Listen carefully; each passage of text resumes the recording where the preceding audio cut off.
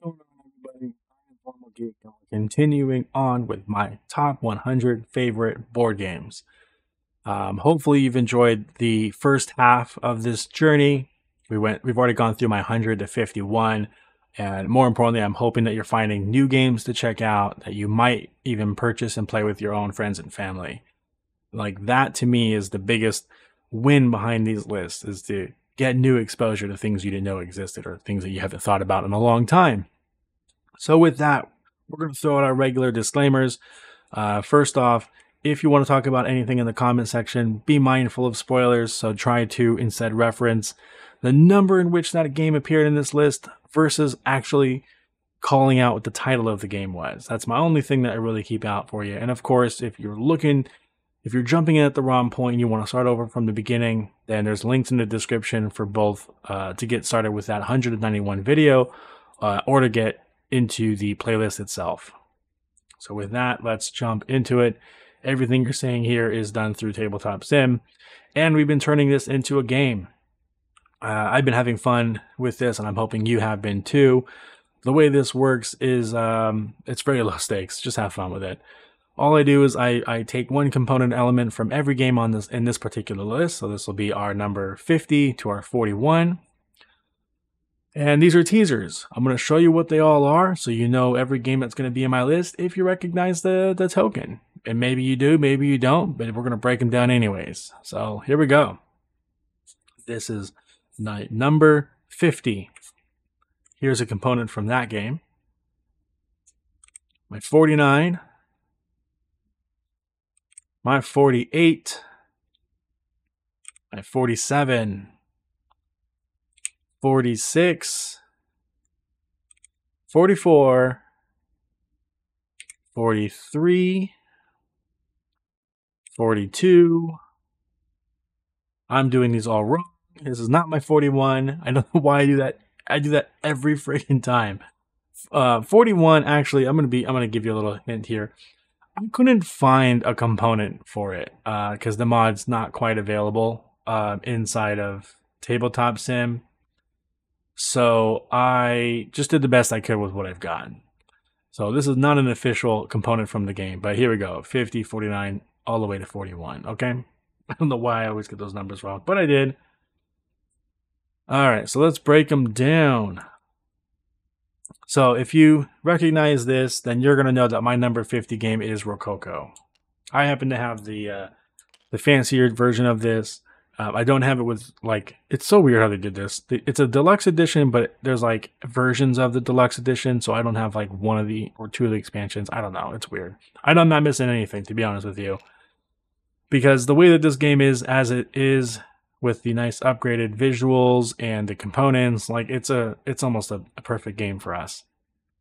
It's a good mix between, well, I'll just tell you what it is. So imagine yourself back in the Rococo era, where you were your own competing brand, right? So if you think about the brands that we have today that walk the red carpet, put yourself in a different time period. Same type of concept. You want your garments worn, and not just worn, but displayed at the highest level, right? There's a giant festival of fireworks and stuff.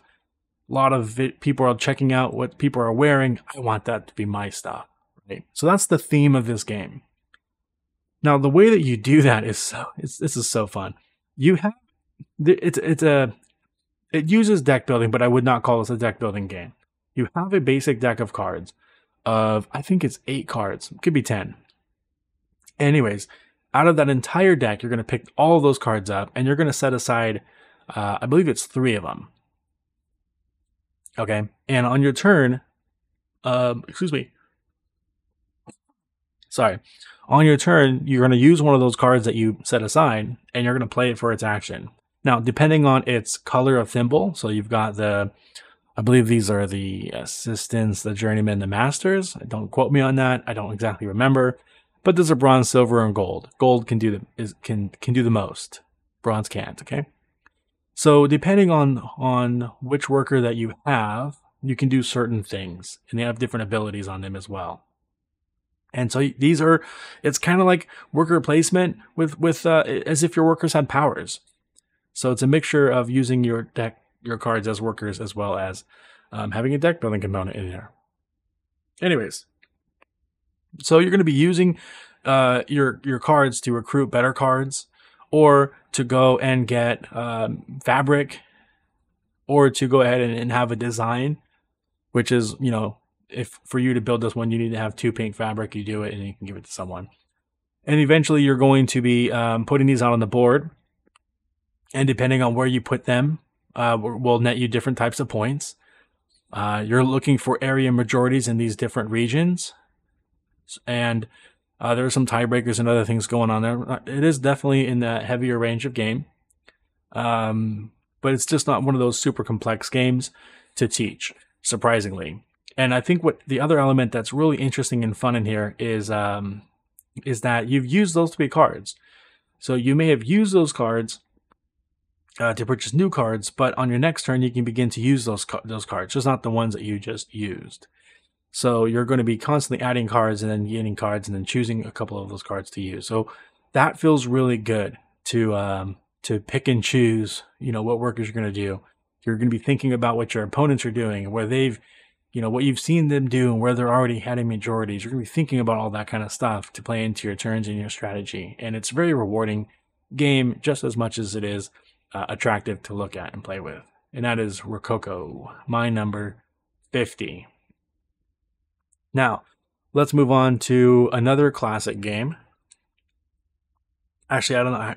I wouldn't say classic. I just feel like if it's in that 15-year range, it's probably classic. And I think this one's at 10 or 12 years. I don't remember. Anyways, this one is Francis Drake. It feels and looks classic to me. But actually, I think it's not that old. I think it came out in 2018. I don't know. Maybe 13. Maybe 2013. Anyways, this game is a pirate game. But man, this has got some really cool interactive interactive elements. The first piece that's really interactive is this. There was a game that uses this feature that I mentioned in a game earlier in my series here, and I didn't have a name for it. It's like it was trekking through history, and I realized the name for this mechanic is the dragging leader. So on your turn, whoever's in first place will go forward and take an action at the location, but you can never go backward. And then you go in turn order, and you just start doing things, right? Now, this doesn't actually have a lagging trigger leader, now that I think about it, but whatever. The arrangement of these cards or these tiles is random. There are some things that are printed, but for the most part, these are done randomly game to game. So you're going to be looking to get food. You're going to be looking to get cannons or whatever I think it's cannons or gunpowder, I think is what it is. You're not going to be able to do everything. But you're going to be able to look for things that you want to specialize in throughout the turn. But there are advantages to going last. You're going to be getting more, going to be able to stop at more places. There are advantages to going to the spot first, like here. If you go first or second, you're going to get more of that resource. For example, there's even more advantages for going back to the shipyard first. You get to set sail first, right? So there's like other types of advantages depending on how you want to toggle through the speed of which you're going to get through getting the supplies that you need for your voyages. After you've done that part of the game, then in turn order based off of the shipping here. Excuse me. I'm not sure why I'm yawning so much. I'm not that tired. Depending on I believe it's how much food you have. So depending on how much food you have determines how far out you can travel. Okay, so there are regions where it's like 1, 2, 3, and 4.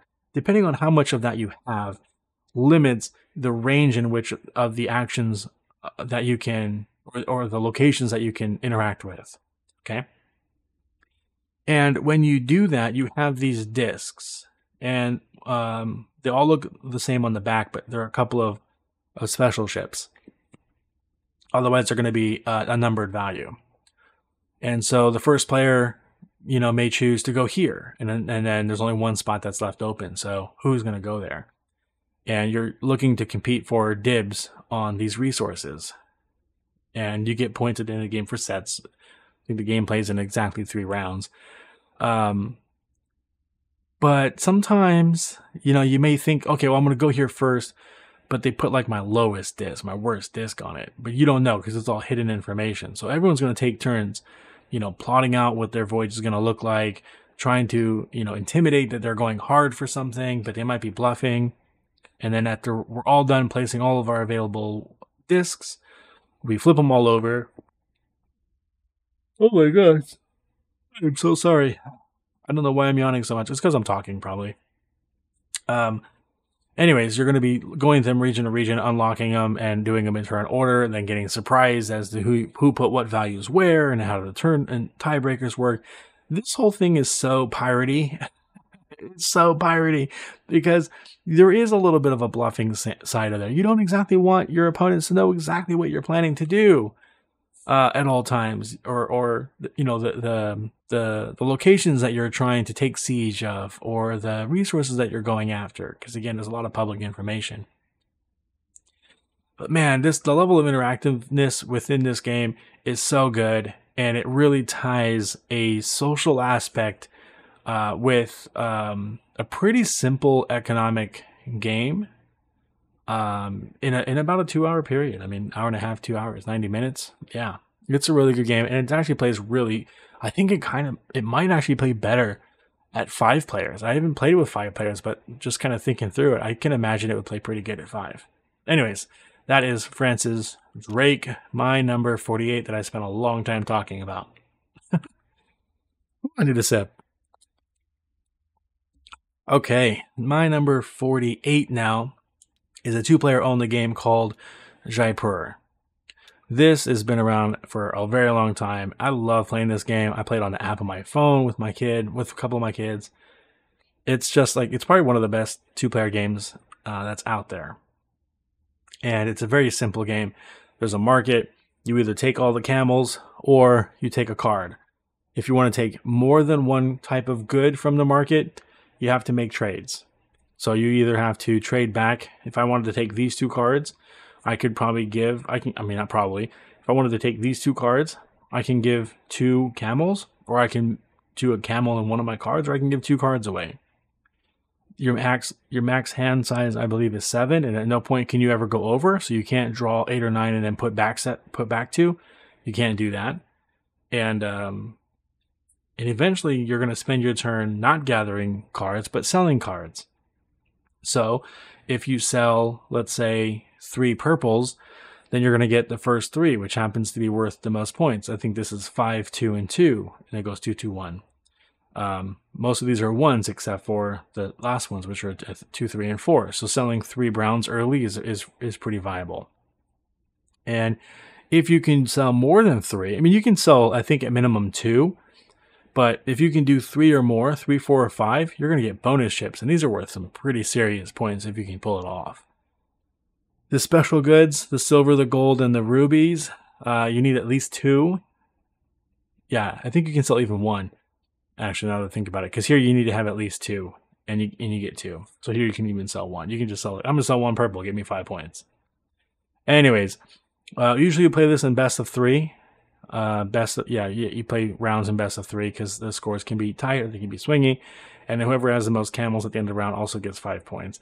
It's that simple of a game, but there's so much depth here, and it's such a good, quick, fast, and satisfying 2-player game. That is Jaipur, my number 48.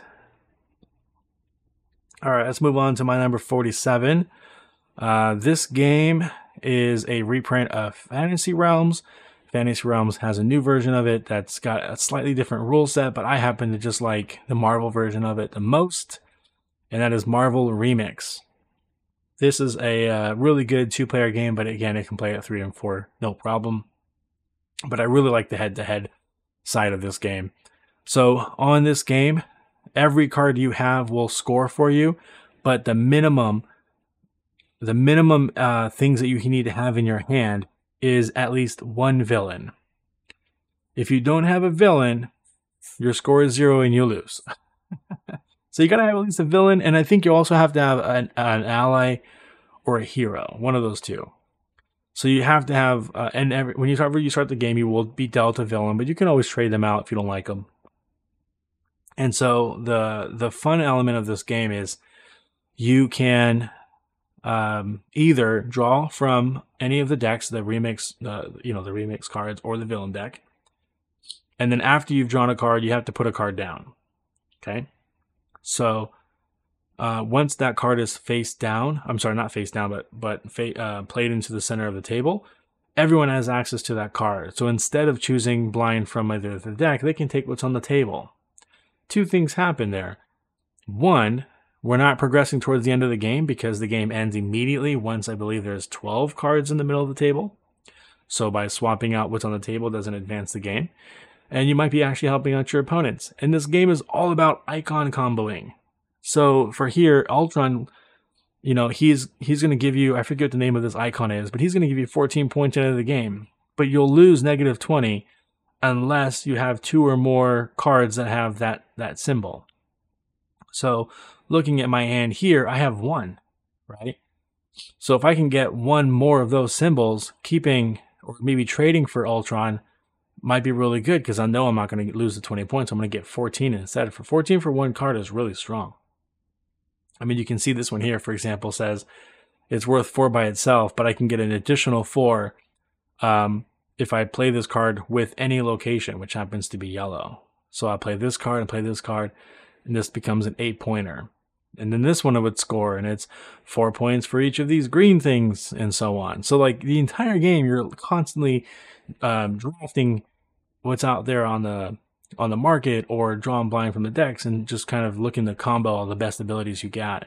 And the game plays in like 10 minutes. That's the other part that's really fun, especially with 2 players. You can knock out a game in 10 or 15 minutes easy. And play a couple of rounds of it. I mean, if I were playing with my wife, we would play 3 rounds or best of 3, because it's 1, 2, 1, 2. I think you have 6 on each sheet. And you're going to score all 7 cards in your hand. Anyways, this game is like 10 or 12 bucks. I think everyone should own it. You don't have to like or know anything about Marvel in order to have fun. But if it is a turnoff, you can check out Fantasy Realms and see if maybe that's your vibe as instead. But either scenario, Fantasy Realms or Marvel Remix, I think this game belongs in everyone's collection. It's so good. All right. Next is my 46. Unfortunately, this game is out of print and it's not coming back as it is. Queen Games picked it up and it's in one of Stefan. It's a Stefan Fell game, but it's brought back in one of the cities. I don't even remember what it is. But my version of it is La Isla. They turned it into like a caper style game. I don't know what it is. It's okay. Unfortunately, this game's not pretty, and the components are not great either. But I'll tell you why I like this game so much. First off, this circular shaped board is made up with these weird zigzaggy pieces, right? So this is one piece right here. You shuffle them up and you place them all out and you have this weird board. And then all there you have these rare animals, the toad and the pink one and the moth and the dodo bird and so on. Okay. Now, over the course of the game, you're going to be putting out your people onto the board. Okay. And for you to take the token that's in the space, you have to be fully surrounding it. So if I'm going after this dodo, for example, and I'm a red player, I'm going to need one of my red people here and here. And that's what the number 4 means, is there's got to be 4 of your people surrounding it. And that's kind of representing the capturing. Then you get to add the dodo to your board, and you're going to go up scoring tracks for each of the various types of animals that are in the game. But what makes this game so special is this piece here. You're going to have handed these cards, these small cards, and the game plays in these 4 rounds or 4 phases. The first phase is you're going to take every card that you have, and you're going to be looking at which ones you want to assign where. Okay, so in phase A, so you're going to get 3 cards Okay, and so you're going to allocate one card for A, one card for B, and one card for D. Okay, whichever card you put in slot A, you have to take that card and put it in any one of these 3 slots. And every one of these is an ongoing ability. So here, these brown cubes count as wilds. Here, whenever I play a card with this green B at the bottom left of the card, I get to go up this track. Excuse me, I get to go up a track. Over here, if I want to play an adventurer, if I have a backpack, then the backpack spaces cost one less cube to go to. So you're constantly, every turn, modifying what your ongoing abilities are. So you can see this person's put a couple cards in A, but not so much here. So maybe, depending on what this card is, based on my current situation, I might be thinking to myself, all right, I plan on going here. I need 2 yellow cubes, and I would like it if it didn't cost me as much. So whatever card I put here, I'm not going to cover this ability. So maybe I'm going to go here, because I kind of want my brown to still be wild for this turn. So whatever this card is, it goes here. And then B, you're going to get whatever resources are on the bottom of my track, right? Well, I don't want any green. I don't like this card.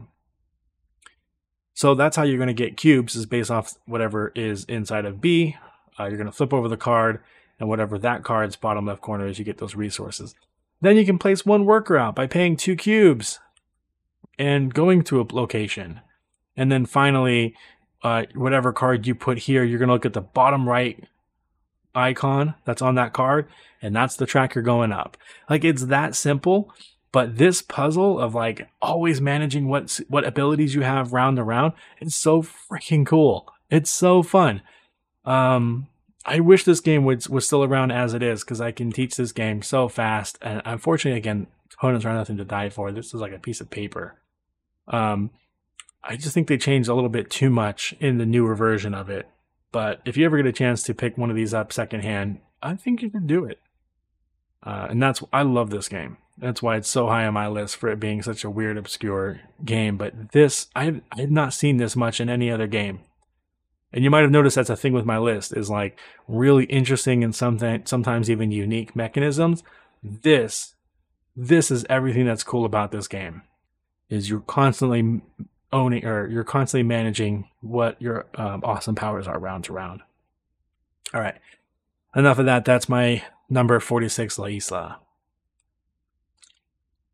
My number 45 is one of those crazy games that only works at 3 players. And that's Dragon Scales. Dragon Scales, actually, it doesn't only play at 3. 3 to 5 is what it plays, but you need to have at least 3. But I really like it at 3, but I'm sure it's fine at 4 and 5. I've only played it with two of my kids. It's always only been the 3 of us playing it. Anyways, this is a really busy board, but I'll kind of give you the quick version of it. On your turn, you roll some dice, and you can, after you roll the dice, you can do a couple things. Eventually, you're going to be done with your dice, and you're going to allocate over here all of the dice that match that symbol. So for every shield, you're going to put your shields over there. When it's your turn, you reveal it, I mean. Okay. Now, if you have, let's say you had 3 shields, then you would go here and you would bump green to here and purple to here. Pretty easy stuff, right?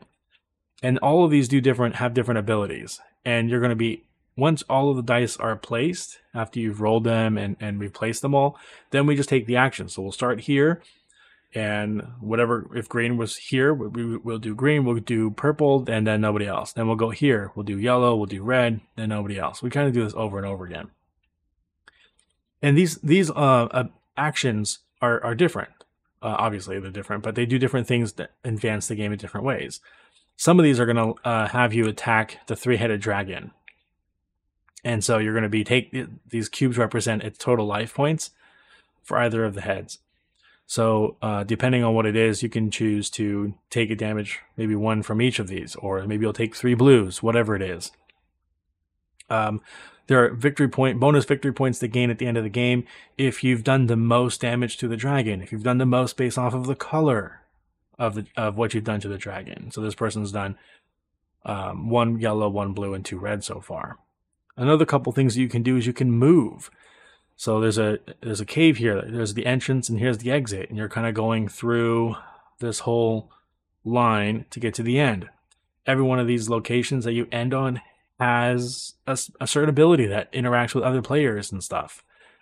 The game immediately ends when someone leaves it. So the game will end if the dragon is dead or if someone exits the game. And at first it looks like you can move through these things really fast, but more often than not, you don't. At least you don't want to end it, because if you end it and you're not winning, then obviously that's not a good place to be. On top of that, depending on which villain that you take, you have a different ability. So I think this is the one that poisons other players and stuff like that. So this is a very interactive, it says fight, steal, run, and even betray. Because you're playing as villains, you can really step into the theme of this. But if you also like dice placement, like this is such a cool hybrid.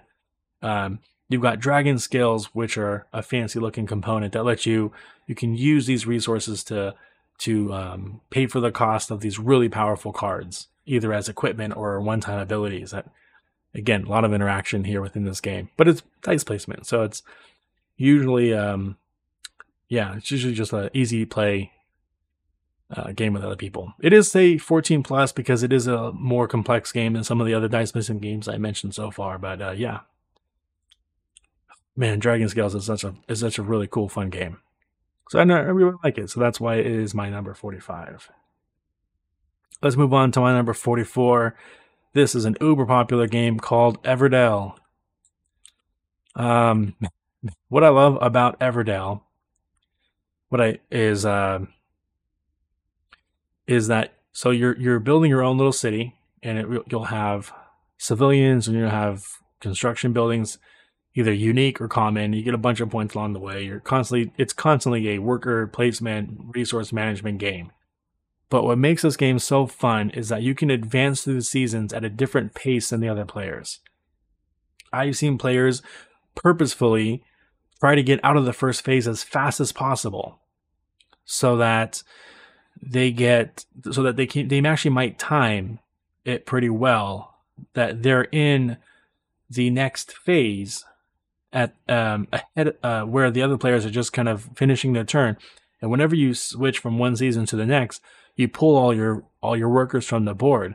So if you time that right, you're pretty consistently going to have a lot of options to choose from. And these spaces here are going to be randomly determined every game, because there's a whole deck of cards and you only bring out, I think, 3 or 4 of them. Whereas these are always going to be the same. And there's just so many different strategies to win, depending on the rate of the cards coming out at the right time. You can get one-time bonus objectives here, where if you are the first to have built 4 of the green types of buildings, and you spend a worker to go here, then you've got this permanent 3 games at the end, 3 points for the end of the game. And there's one of these for all different types or 4 of the different types of cards. There's randomly set up combo cards, usually between a location and a character type. So if you happen to get those 2 together, you can complete the objective and get some really cool special ability. This whole game is so special in the way that you build that tableau, and like it says, dynamically. Really playing around with the seasons and stuff like that. It's fun. I don't play a lot with the expansions because I really like the base game as it is, but I do understand why the base game can get stale, because you do see a lot of the cards every time that you play. But yeah, give it a try. Everdell is pretty special. All right, number 43. Excuse me. Man, I'm talking a lot today. Is Iki, a game of Edo artisans. So this is a game where you are, I like to think of yourself as a family. And as a particular family, you've got your identity in the maybe like your identity as reputation in the marketplace. And so this whole board represents like a market square, and these locations here represent the workers of a particular store, kind of like a strip mall. And these action spaces is a looped rundown here. It's a single track. You can only move forward.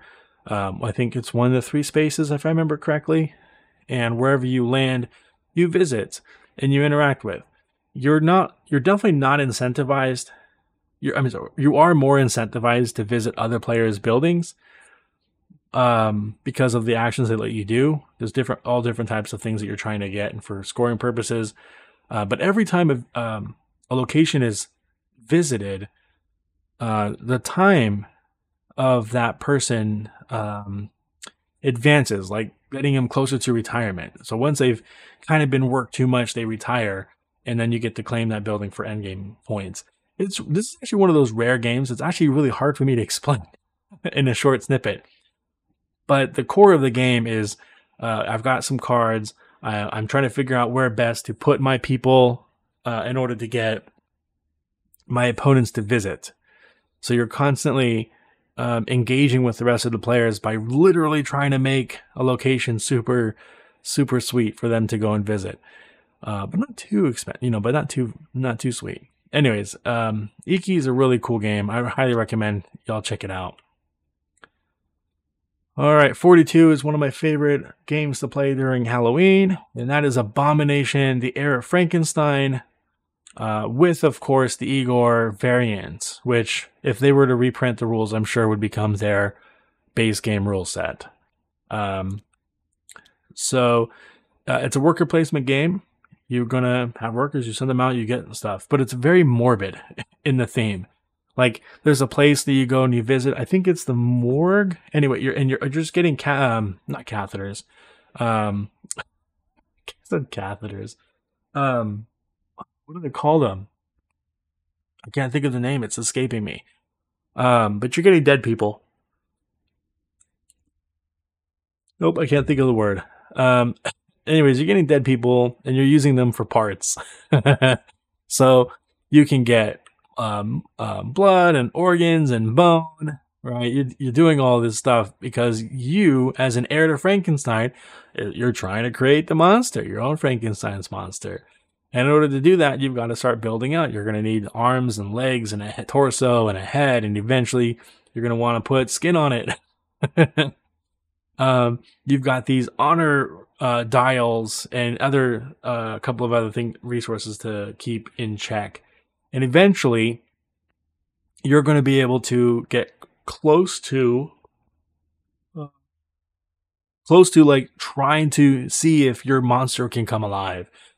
It is very risky, as you can imagine it would be to put together. I mean, put yourself in the setting here. I know this has kind of been a sore topic for players about how random it is to make your monster come alive, because it is a dice roll, and you're trying to stack all your resources together so you can get the most amount of dice to roll. But it's kind of like that in I would imagine in real life, if you were to reanimate a dead corpse based off of you putting all things together, chances are when you flip that switch, you only get one shot at it. But if it works, it's like the finding of a lifetime. I know I'm going too deep in it, but whatever. This game, I wouldn't say it's as fun of a worker placement that's out there, but man, does the thematics come across so well. There's events. There's like, managing what's going on with the, I was going to say the sheriff, but there's a little bit of that tension between like going to certain places that are no longer available, all that kind of stuff. And of course, as you probably would expect, the resources do decay. So you've only got a limited amount of time to use them before they're just no good. Anyways, this game is so interesting and cool, and I love it so much. And it is Abomination. And I wish actually I played it more, but it's a lot of fun. I really enjoy it. All right, so we're gonna move on to the last game in this list, my 41. Again, I didn't have a real piece for it, so I don't expect you to get this one correctly, but kudos to you if you did. I'm super surprised it is this high on the list, but it is Santa's Workshop by Elf Creek Games. This is a second revision to an older game, but man, is this game really fun to look at. And unique, again, unique is something I'm after. I really appreciate that. I wouldn't say everything that's unique is innovative, and that's okay. But this game really pulls off two different audiences well. The version that we're looking at right now is the advanced game, I believe. Yes, it's the advanced game. The standard game, I actually like playing more. I mean, I really like this advanced game. Don't get me wrong, it's good. But the standard game is so insanely balanced that I've played it multiple times with my 5 and 6-year-old, as well as a mixture between my then 13 and 11-year-old. And I have not won the game once. So it is so balanced between ease of play and doing well in the game that my 6-year-old has won twice in like the 6 games that we've played. My other kids have not won this game. And that's okay. Don't get me wrong, I'm not a very competitive person. I don't mind winning or losing. But when I lose, and I know that I'm playing well, like I'm playing the game the way I should be, trying to make the best moves that I can. So when I get beat, knowing that that's what I'm doing, and I'm losing to like my 5 and 6-year-old, I know that it is such a well-designed game. I would love to play the friendly basic version anytime, and it's great. I played it a couple times with my wife, and I think my in-laws would be able to play it too with us if they wanted to. It's that simple of the game. The advanced version of this game is also no slouch. You have cold to manage, and you go to certain places to gain the cold to let you do the other things. I like this game, but this game only shot up my list because of how balanced and fun and accessible the lighter version is.